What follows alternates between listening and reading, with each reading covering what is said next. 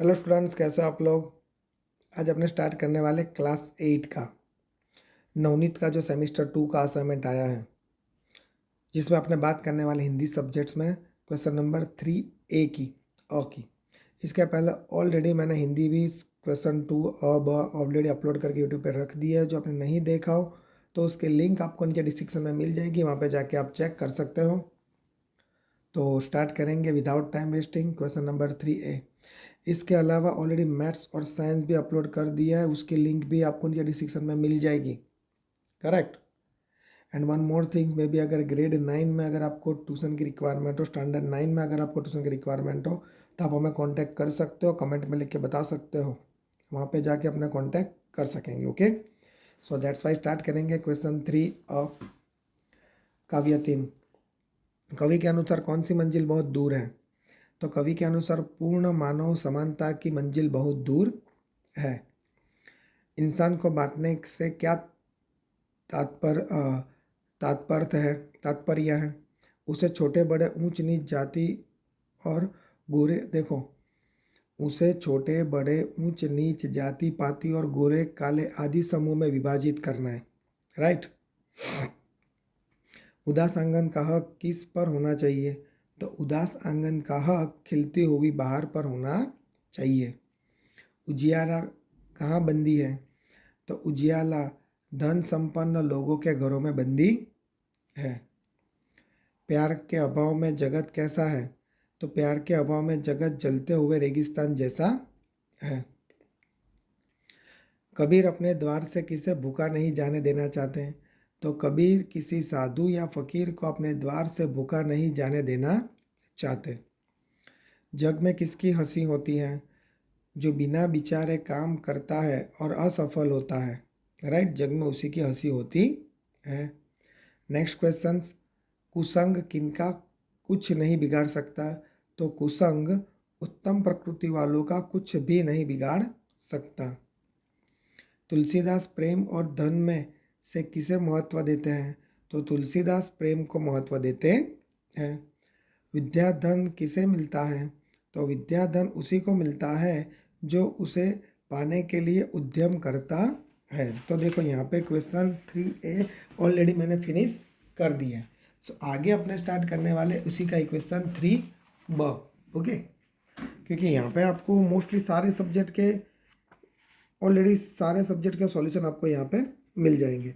तो let's start करेंगे।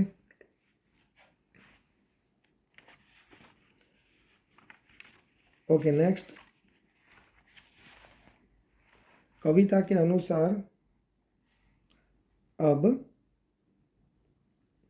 किन चीज़ों को बंटवारा हो चुका है? तो इसकी बात करेंगे। देखो ये किसके बारे में बात की गई है? क्वेश्चन नंबर 3B की। Okay, just 1 minute. देखो इसमें फर्स्ट जो क्वेश्चंस है, राइट, वो नहीं है, सेकंड वाले क्वेश्चन से आ रहा है। Second, third, fourth and fifth, और आई थिंक सो 5 नंबर का क्वेश्चंस नहीं है। ओके, तो चलो फर्स्ट क्वेश्चन क्या है, किसकी कविता के अनुसार अब तक किन चीज़ों का बंटवारा हो चुका है? तो इसमें ऑलरेडी यहाँ पे ऐसा लिखा है, लेकिन आपके जो असाइनमेंट उसमें लिखा है मत बांटो इंसान को कविता के अनुसार। तो कविता के अनुसार अब तक मंदिर, मस्जिद और गिरजाघर आदि के रूप में भगवान का बंटवारा हो चुका है। इसी तरह भिन्न भिन्न देशों के रूप में धरती और सागर का भी बांट लिया गया है। नेक्स्ट क्वेश्चन, किसकी मुस्कान को रौंद नहीं पाएंगे? देखो यार, आपका जो असाइनमेंट है उसमें 4 क्वेश्चन है, बट मैंने जो लिखा है वो थोड़े से मतलब प्रॉपर ऑर्डर में नहीं है। ओके, बट वही चारों के चारों आंसर्स हैं। सर्वत्र समानता का भाव फैलने पर लोगों में परस्पर अपनत्व की खुशी होगी, तब कोई किसी पर जुल्म कर उसकी मुस्कान को रोंद नहीं पाएगा, अर्थात नष्ट नहीं कर पाएगा। नेक्स्ट, हरी भरी धरती को कौन सी परिस्थितियां रेगिस्तान में बदल सकती हैं? राइट, वर्षा के लगातार अभाव और भूकंप के तेज झटके धरती की हरियाली नष्ट कर सकते हैं। प्रकृति के ये रौद्र रूप हरी भरी धरती को रेगिस्तान में बदल सकते हैं। राइट, नेक्स्ट क्वेश्चन, उजाले को बंदी बनाने का क्या अर्थ है? तो उजाले को बंदी बनाने का अर्थ है उसे अपने अधिकार में रखना। इसलिए बिजली की रोशनी अभी धनवानों के घरों में ही दिखाई देती है, गरीबों की झोपड़ियों में नहीं। ओके, देखो ये जो क्वेश्चन है यह कविता क्या संदेश देती है, तो ये क्वेश्चन अपने में नहीं है। तो नेक्स्ट चैप्टर नंबर 5 की बात करेंगे। कबीर कितने धन में संतुष्ट रहने वाले गृहस्थ हैं? तो कबीर उतने ही धन, अन्न और धन में संतुष्ट रहने वाले गृहस्थ हैं जिसमें उनके कुटुंब का गुजारा हो, न वह भूखा रहे और न कोई साधु फकीर उसके दरवाजे से भूखा जाए। नेक्स्ट क्वेश्चन, कबीर सोच समझकर कार्य करने की सीख क्यों देते हैं? तो कबीर सोच समझकर कार्य करने की सीख देते हैं क्योंकि सोच समझकर किया गया काम ही सफल होता है। काम असफल होने पर किसी को हमारी हंसी उड़ाने का मौका नहीं मिलता। उत्तम प्रकृति के लोगों की क्या विशेषता होती है? तो उत्तम प्रकृति के लोग बुरे लोगों के साथ रहकर भी उनके दुर्गुण ग्रहण नहीं करते और कुसंगति उनके स्वभाव को प्रभावित नहीं कर पाती। ओके, नेक्स्ट क्वेश्चंस की बात करेंगे। देखो रहीम वाला जो क्वेश्चन है किनको बड़ा मानते, ये अपने असाइनमेंट में नहीं है, बट उसके नीचे वाला क्वेश्चन है क्वेश्चन नंबर 5, तुलसीदास जी सच्चा स्वागत किसे मानते हैं? तो तुलसीदास जी बिना प्रेम के आतिथ्य को सच्चा स्वागत नहीं मानते। राइट, वे सच्चा स्वागत उसी को मानते हैं जिसमें मेहमान को देखकर यजमान हर्ष विभोर हो उठे और उसकी आंखों में स्नेह उमड़ आए। राइट, ओके, काव्य 6 की बात करेंगे। इस अधंड में इस अंधड़ में साहस तोलो का क्या अर्थ है? तो यह तुम्हारे साहस की परीक्षा का समय है। ऐसे कठिन समय में ही मनुष्य को अपने आप को परखने का मौका मिलता है। सागर भी तो यह पहचाने में क्या पहचानने की बात कही गई है? तो सागर भी तो यह पहचाने में इस वाक्य में मनुष्य को साहस और शक्ति की बात कही गई है। कवि कहना चाहते हैं कि ऐसी कोई कठिनाई नहीं है जिसका हल मनुष्य के पास न हो। ज्वर कहाँ कहाँ उठा है? तो एक और समुद्र में ज्वर उठा है, तो दूसरी और कवि के हृदय में भावनाओं का ज्वर उठा है। इस प्रकार समुद्र और कवि हृदय इन दोनों स्थानों पर ज्वर उठा है। चलो आगे बात करेंगे प्रश्न 3 क की। राइट, प्रश्न नंबर 3 क में है निम्नलिखित प्रश्नों का सविस्तर उत्तर दीजिए। तो स्टार्ट करेंगे। क्वेश्चन नंबर काव्य 3 का है, इंसान को बांटने का क्या अर्थ है, विस्तार में लिखिए। तो इंसान को बांटने का अर्थ है कि सभी मनुष्यों को समान दृष्टि से न देखना, उनसे ऊंच नीच, जाति पाति, गोरा काला आदि भेद पर लोगों का अलगाव भावना पैदा कर दी जाती है। सभी मनुष्य के रक्त में ऐसी लालिमा है तथा उनके एक जैसी भावनाओं की अनदेखी पर कर केवल उनके बाहरी स्वरूप पर ध्यान दिया गया है। इस प्रकार इंसान का बंटवारा किया गया है। नेक्स्ट क्वेश्चन, लोगों ने भगवान को किस प्रकार बांट लिया है? तो कुछ लोगों ने भगवान मंदिर में, तो कुछ लोगों ने भगवान मस्जिद में रहते हैं। कुछ लोगों ने अपने भगवान का गिरजाघर बनाए हैं। एक ही भगवान को लोगों ने अलग अलग ढंग से देखा है, वे उनकी अलग अलग तरीके से पूजा करते हैं। इस तरह लोगों ने भगवान को बांट लिया है। नेक्स्ट क्वेश्चन, चट्टानों की प्यास कैसे बुझाई जा सकती है? तो चट्टान का अर्थ है कि जो लोग भेदभावों के जुल्म में सहते सहते पत्थर जैसे कठोर हो गए हैं, हमें उन लोगों के साथ समानता का व्यवहार करना है, उन्हें भी अपनत्व प्रदान करना है। इस प्रकार का प्यार शीतल जल देकर चट्टानों की प्यास बुझाई जा सकती है। करेक्ट। नेक्स्ट बात करेंगे काव्य 5 की। देखो 3rd नंबर है ना, वो क्वेश्चन नंबर 1 है असाइनमेंट में, तो थोड़ा सा आप देख लेना कि भले नंबर यहाँ पे सीरीज आर्डर ऊपर नीचे हो चुका होगा, बट आपको यहाँ पे असाइनमेंट के सारे क्वेश्चंस मिल जाएंगे। बिना सोचे कार्य करने से क्या होता है? तो सोच समझकर कार्य करना ही बुद्धिमानी है। बिना सोचे समझे कार्य करने से कार्य बिगड़ जाता है। कार्य बिगड़ने के पछतावा होता है। इतना ही नहीं, दुनिया में हंसी होती है और लोग तरह तरह के ताने मारकर मजाक उड़ाते हैं। इस तरह बिना सोचे समझे कार्य करने वाले को उसका बुरा परिणाम भोगना पड़ता है। नेक्स्ट क्वेश्चन, चंदन और भुजंग के उदाहरण द्वारा रहीम क्या कहते हैं?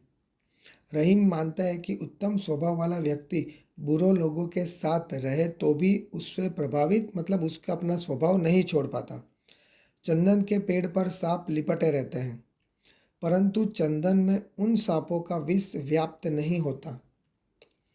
सांपों के साथ रहकर भी चंदन उनके विष से अछूता ही रहता है, मतलब अलग रहता है।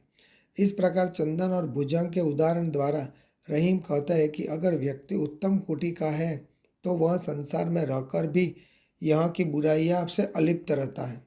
Right. Next question, question number 6। Question number 6 नहीं है, यहाँ पे क्वेश्चन नंबर 3 होगा। तुलसीदास किसके घर नहीं जाना चाहते? तो तुलसीदास अपनेपन की भावना को बहुत महत्व देते हैं, जो अपना मानते हैं।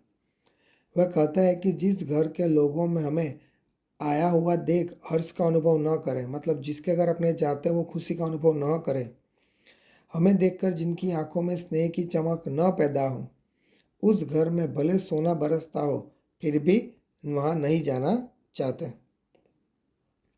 नेक्स्ट क्वेश्चन, यदि भगवान आपको कुछ मांगने के लिए कहे तो आप क्या मांगना चाहेंगे? यदि भगवान मुझे कुछ मांगने के लिए कहे तो मैं उनसे कहूँगा, प्रभु मेरी बुद्धि इतनी तीव्र हो जाए कि कठिन विषय भी मुझे सरल लगे।